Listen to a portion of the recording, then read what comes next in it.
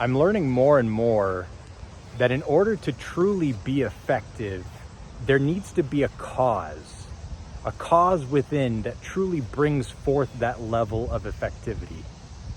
That cause is a calling, it's your purpose, it's your mission. But that discovery is inherently intrinsic. It takes deep reflection. And a lot of times that reflection brings to the surface things that maybe catch you off guard. Maybe you realize you're in certain patterns, or that you're participating in certain habits that are holding you back and preventing you from fully embodying that version of yourself that is highly effective. And these distractions are very addictive, very habitual. Some are a little more recognizable, right? Alcohol, various drugs, nicotine, validation from others, social media. But one that typically slips under the radar, that is a little more deceptive, a little more sneaky, but nonetheless very prevalent and wreaking havoc on the society, is lust. And see, I've had to come to terms with that myself, just like any other addiction that we may face. And whether that term comes through the form of incomprehensible demoralization, getting to a point where you feel completely spiritually bankrupt, that the only way out is up, and full repentance. The other way is seeing the trends, seeing what's going on in the world, and adapting, hopefully early enough to where you don't have to experience that incomprehensible demoralization. Others tell you, hey, that oven's hot, don't put your hand on it. But most of the time you want to put your hand on it. You want to see for yourself if the oven is hot. And also because it is so sneaky, it is so deceptive, you fall into the habit of lust without even realizing it. Almost like, a lot of individuals that are addicted to opiates, they fell through it due to the pharmaceuticals. And because then maybe they get to a point to where they can't rely on the pharmaceuticals, they start relying on a more hard version of themselves. So it wasn't like they were intentionally from the get-go wanting to become a full-blown heroin addict, but more acceptable paths led to that inevitable addiction. And so you might see something in a movie that is lustful, and that might snowball into a corn addiction. Or you might enjoy physical interaction with women, and you just impulsively start going on the social media sites and going on Tinder and going on Bumble to scratch an itch that can never be fully scratched. Because it's a constant distraction. It's constantly preventing you from embodying that true version. And so how do we do that? How do men dissolve lust?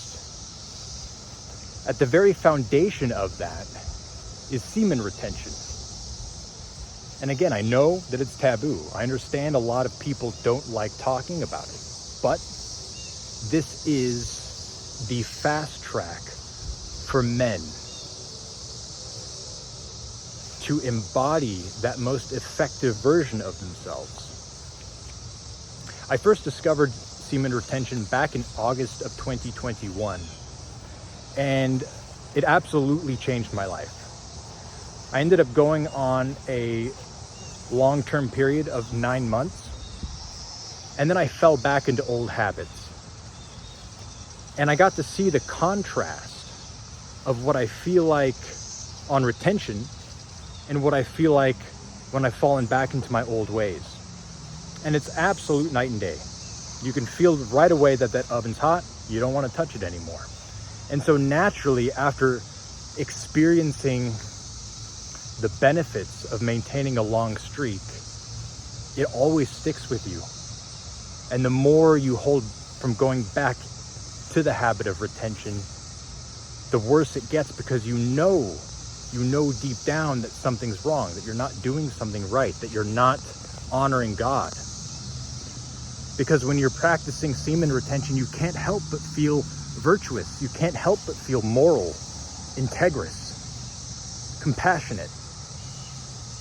Because you're aligning with God. And so I'm sharing my journey with you, and I'd like to continue to share that journey with you to hopefully help other men discover this practice and help them on their journey as well. Because just like with any other addiction, you need a group, you need a community. You need to hear your stories coming from the mouths of others.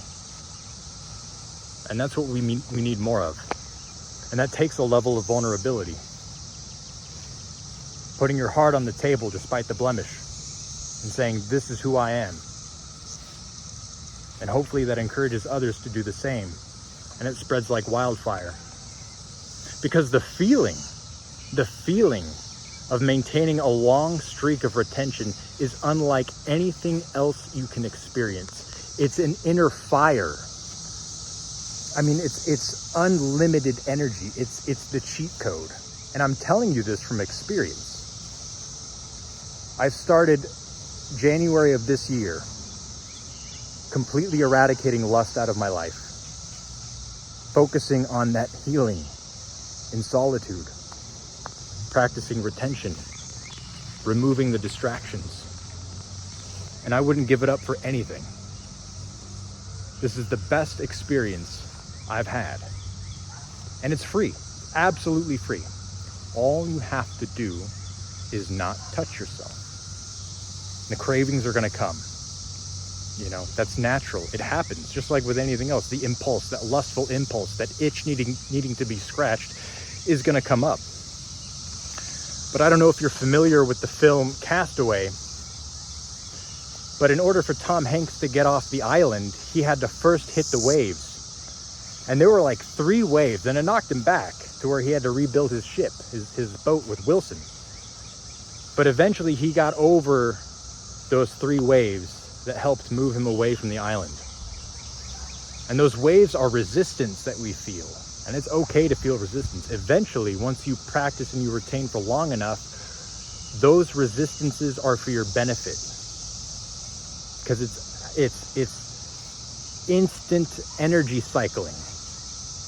When you don't act on the impulse to satiate the feeling of lust. So I'm calling you, all of you men, if you had a problem with lust, or if you're practicing long streaks, if you've been thinking about it, please leave a comment. I'd like to hear about it. I'd like to create some conversations around this topic. Thank you. Thank you very much for watching this video. God bless, and may peace be with you.